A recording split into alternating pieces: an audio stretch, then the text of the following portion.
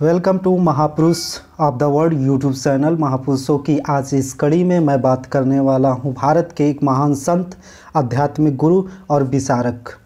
जी हाँ, मैं बात करने वाला हूं स्वामी विवेकानंद के परम गुरु महाविचारक रामकृष्ण परमहंस की। आइए मैं उनके संपूर्ण जीवन की कथा से आपको परिचित कराता हूं। रामकृष्ण का जन्म 18 फरवरी 1836 को बंगाल के एक कामापुकुर गांव में ब्राह्मण परिवार में हुआ। इनके पिता खुदीराम और माता चंद्रा देवी थी। इनके 3 पुत्र थे, जिनमें से रामकृष्ण सबसे छोटे थे। कहा यह जाता है कि रामकृष्ण के जन्म लेने से पहले इनके माता पिता को एक स्वप्न आया था कि उनके पिता को यह महसूस हुआ था कि भगवान गदाधर, जो विष्णु के अवतार हैं, उनके घर पुत्र के रूप में जन्म लेंगे।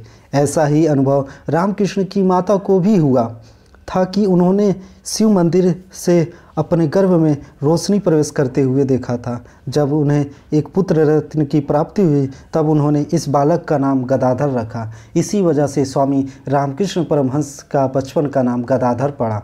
उनका बचपन एकदम सही चल रहा था, पर जब रामकृष्ण 7 वर्ष के थे, तब उनके पिता ने इस संसार को अलविदा कह दिए और उनके परिवार की आर्थिक स्थिति खराब होने लगी और परिवार की जिम्मेदारी बड़े भाई के ऊपर आ गई।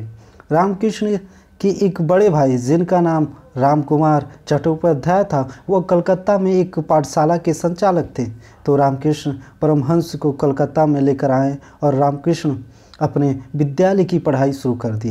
बालक रामकृष्ण हमेशा से ही अपने कार्य में लगे रहते थे। वे एक निश्चल, विनयशील और सहज इंसान थे।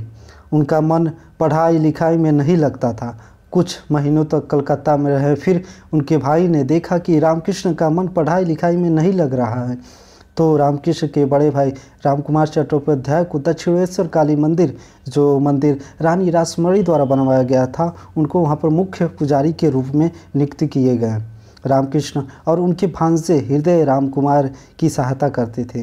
रामकृष्ण को माँ काली की प्रतिमा को सजाने का दायित्व दिया गया। कुछ समय बाद रामकृष्ण के बड़े भाई रामकुमार की मृत्यु के पश्चात रामकृष्ण को काली मंदिर में पुरोहित के तौर पर नियुक्त किए गए। रामकृष्ण नित्य पूजा पाठ माँ काली का किया करते थे। उनका प्रेम माँ काली के प्रति दिन प्रतिदिन गहरा होता जा रहा था। माँ काली की साधना में अक्सर लगा रहते थे। वे माँ काली से अलग अलग तरह के प्रश्न करते थे। आज दर्शन दे दो माँ, आज दर्शन नहीं दोगी तो आज का दिन व्यर्थ चला जाएगा। कभी कभी माँ काली की भक्ति में इतना डूब जाया करते थे कि अगर घंटी बजाने लगते थे तो बस घंटी ही बजाते रहते, और कभी रोने लग जाते तो रोते ही रहते। कभी कभी माँ काली की साधना में इतना लग जाते थे कि खाना पीना भी नहीं करते थे। तब उनका भतीजा उन्हें जबरन भोजन कराया करते थे। वे काली माता की मूर्ति को अपनी माता और ब्रह्मांड की माता के रूप में देखने लगे। कहा जाता है कि श्री रामकृष्ण परमहंस को माँ काली माता के दर्शन ब्रह्मांड की माता के रूप में हुआ था। रामकृष्ण इसकी वर्णन करते हुए कहते हैं, घर द्वार मंदिर और सब कुछ अदृश्य हो गया, जैसे कहीं कुछ भी नहीं था, और मैंने एक अनंत तीर विहीन आलोक का सागर देखा।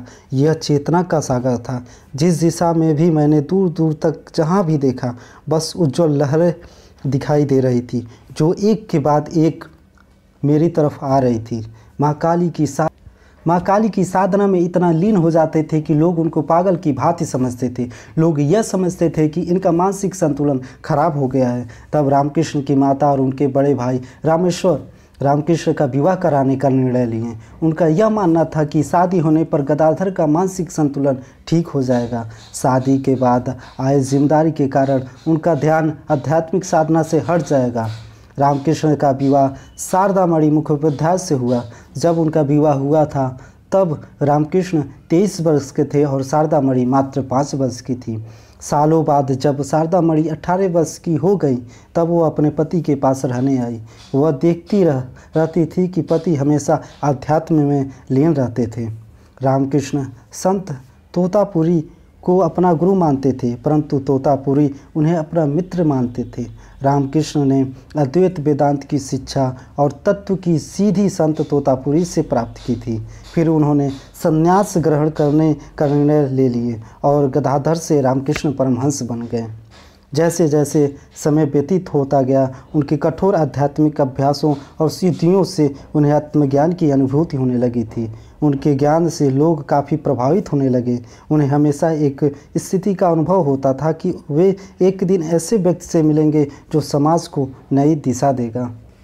उनका नाम दूर दूर तक फैल गया। दक्षिणेश्वर का मंदिर उद्यान शीघ्र ही भक्तों एवं ब्रह्मश्री सन्यासियों का प्रिय आश्रय स्थान हो गया। कुछ बड़े बड़े विद्वान एवं प्रसिद्ध वैष्णव और तांत्रिक साधक जैसे पंडित नारायण शास्त्री, पंडित पदोलोचन तारकालकार, वैष्णवचरण और गौरीकांत तारक भूषण आदि उनसे आध्यात्मिक प्रेरणा प्राप्त करते रहे। वह शीघ्र ही तत्कालिक सुविख्यात विचारकों के घनिष्ठ संपर्क में आए जो बंगाल में विचारों का नेतृत्व कर रहे थे। इनमें से केशव चंद्र सेन, विजय कृष्ण गोस्वामी, ईश्वर चंद्र विद्यासागर और बंकिम चंद्र चटर्जी ने भी उनसे मुलाकात की थी। एक दिन एक ऐसे व्यक्ति आया जो अपने सभी प्रश्नों का जवाब जानना चाहता था।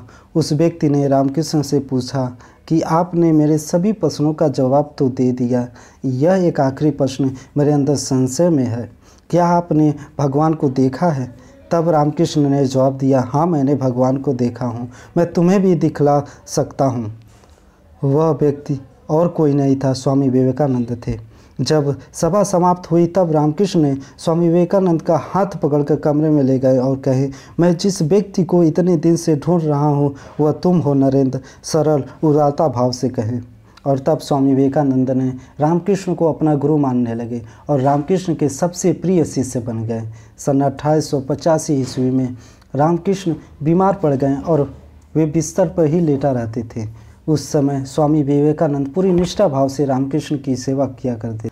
श्रावणी पूर्णिमा के अगले दिन 16 अगस्त 1886 ईस्वी को प्रातःकाल रामकृष्ण परमहंस ने देह त्याग दिए और वह पंचतत्व में विलीन हो गए और स्वामी विवेकानंद ने उनके कार्यभार को आगे बढ़ाया। विवेकानंद के बारे में अब तक आपने नहीं जाना है तो डिस्क्रिप्शन बॉक्स में लिंक गिवन है। उनकी पूरी जीवन की कथा को आपको अवश्य सुनना चाहिए। उन्होंने कैसे परमहंस के कार्यों को आगे बढ़ाया। Thank you so much.